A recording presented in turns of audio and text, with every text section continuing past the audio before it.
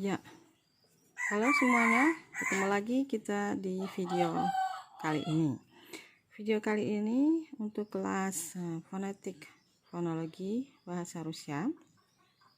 Kita akan membahas latihan yang sudah kita lakukan minggu lalu.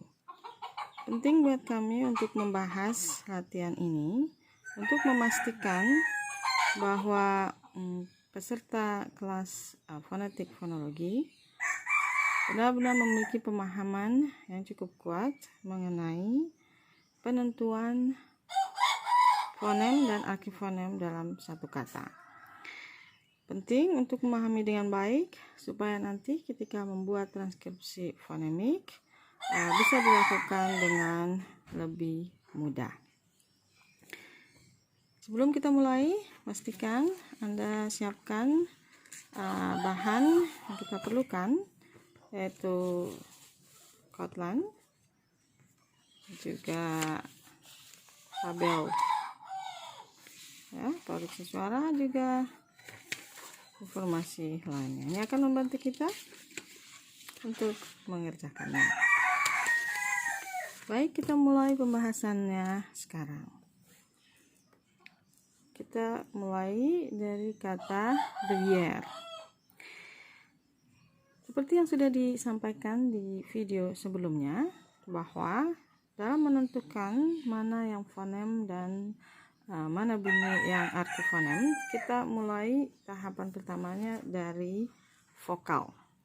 Kenapa penting kita mulai dari vokal? Karena dalam satu kata ada vokal yang diberi tekanan. Catatan untuk vokal yang mendapat tekanan, apabila dalam satu kata itu hanya ada satu vokal, seperti kata yang pertama ini, memang tekanan ini tidak dimunculkan karena memang hanya di vokal itulah hanya ada satu vokal di kata tersebut, sehingga tekanan itu pasti ada di vokal yang satu-satunya itu. Tekanan baru dimunculkan apabila lebih dari satu vokal. Contoh, ini ada 3 vokal, ini ada 2 vokal, baru tekanan itu penting untuk ditampilkan, sehingga kita tahu mana vokal yang mendapatkan tekanan dan mana yang tidak. Dan apabila ada bunyi yo seperti ini, maka tekanannya pasti di bunyi yo tersebut.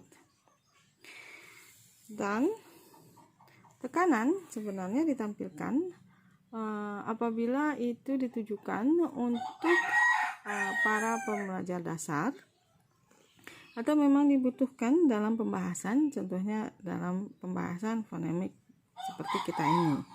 Jadi untuk tulisan seperti koran, majalah, atau buku-buku tidak dimunculkan tekanan karena dianggap para pembacanya adalah sudah memiliki kemampuan bahasa Rusia tingkat lanjut, sehingga dianggap sudah mengetahui di mana letak tekanannya. Baik, sekarang kita mulai pembahasannya.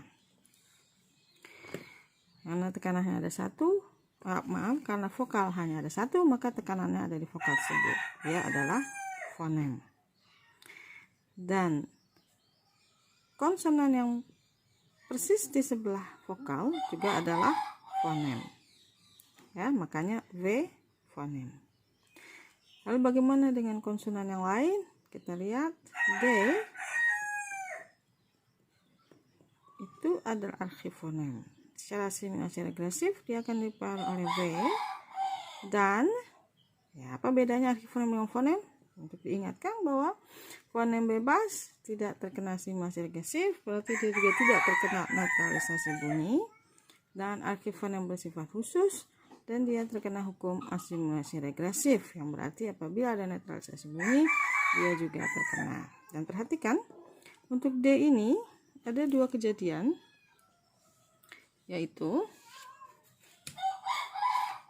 ya, dia berada tidak persis di sebelah vokal, ya. Lalu perhatikan bahwa di 6.3 tidak ada netralisasi sebelum V. Hukum 6 ini adalah netralisasi untuk bunyi bersuara dan tidak bersuara. Jadi yang tidak ada netralisasi di sini maksudnya adalah tidak ada netralisasi bersuara tidak bersuara sebelum V. Perhatikan D berada di sebelah V. Ya. Lalu juga ada satu lagi bahwa sini ya, tidak ada netralisasi sebelum V. Perhatikan. Dan D berada sebelum V. Dan 7.6 yang menyatakan bahwa dental lunak sebelum labial lunak. Perhatikan.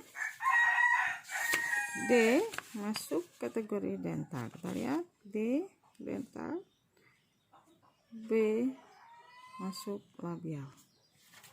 Dan kita lihat V masuk labial, V ya, V masuk labial.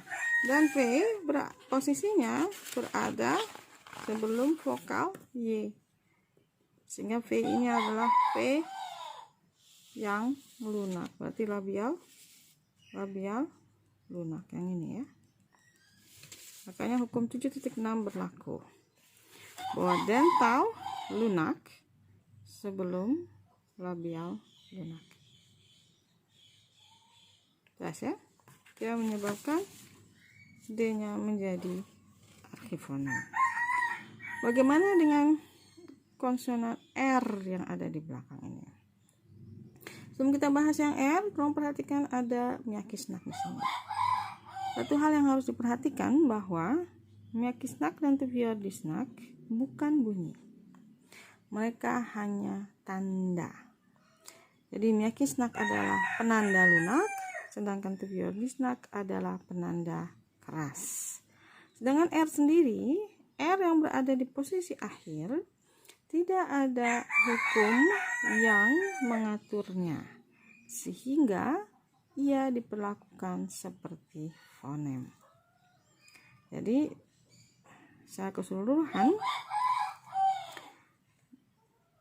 nomor 1 adalah A, F, F, F.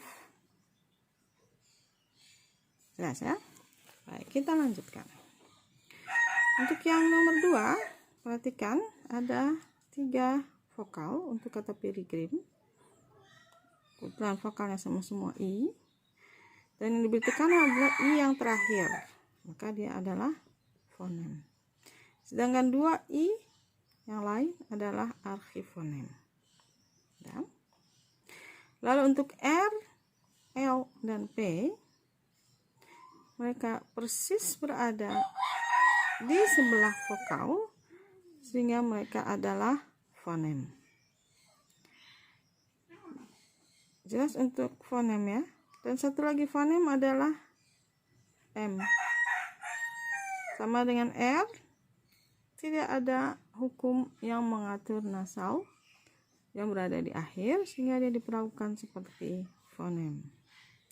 Sedangkan untuk G itu masuk kategori velar.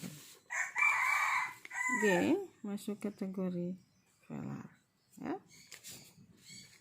Dan ada hukum yang menyatakan bahwa labial dan velar keras sebelum konsonan apapun ya.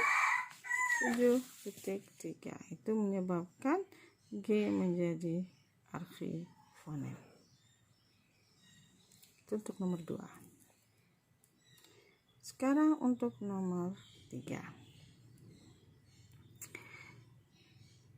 Ada 2 vokal A, dan vokal yang bertekanan adalah A yang pertama, sehingga dia adalah fonem. Jadi A yang kedua adalah archifonem. B, 2B ini persis di sebelah vokal. Oh ya, ini ada satu vokal lagi, yaitu U. Dia juga adalah archifonem karena dia diberi tekanan. Untuk konsonan K, B, dan B persis di sebelah vokal. Dia adalah fonem, fonem, fonem. Yang terakhir adalah konsonan Sh. Perhatikan. Dia adalah archifonem. Ya. Ini sebenarnya bisa masuk, ya. Perhatikan, itu hukum umum, dan lagi adalah bagian oklusif dan frikatif tidak bersuara sebelum bunyi tidak bersuara. Ya. Jadi ke adalah bunyi tidak bersuara, ya, masuk dalam kita lihat di sini. Oke, kita lihat. Oke, dia masuk oklusif. Di situ nyatakan oklusif dan frikatif. Jadi hukum 6.2. Oklusif dan frikatif menjadi tidak bersuara sebelum bunyi tidak bersuara. Jadi ke adalah bunyi tidak bersuara, sehingga sh masuk kategori frikatif.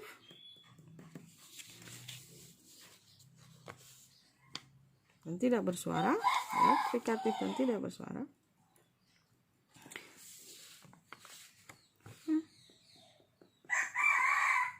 Sudah menjadi archifonem. Itu untuk nomor 3. Sekarang kita bisa lebih cepat untuk yang nomor 4. Kita lihat mana nomor 4 ya di sini. Ada 2 vokal. Ini vokal yang bertekanan, fonem. Vokal yang lain, archifonem. T dan V, T dan M, T dan M persis di sebelah vokal, fonem, fonem.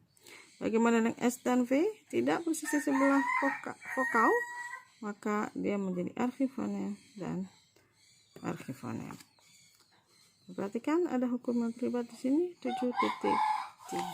Kita bisa lihat hukum 7.3 adalah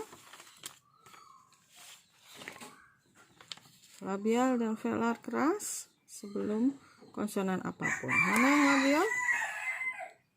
Ini masuk kategori labial. Sedangkan S dan T sama-sama dental. S dan T sama-sama dental. Itu ada hukum namanya 7.5. Ya, terus ya. Dental lunak sebelum dental atau palatal lunak. Oke. Kita lanjutkan. Nomor 5. Kata lob hanya punya satu vokal, berarti dia adalah fonem. L persis di sebelahnya vokal fonem, dan B adalah bunyi bersuara tidak bersuara yang ada di akhir. Itu adalah hukum 6.1 archifonem. Ya, kita lihat di sini 6.1. Bunyi terakhir untuk oklusif frikatif akan menjadi tidak bersuara. Ya. Baik. Selanjutnya kata patriot. Perhatikan. Vokal bertekanan Y, fonem, sehingga vokal O adalah archifonem. R dan P persis di sebelah vokal, fonem.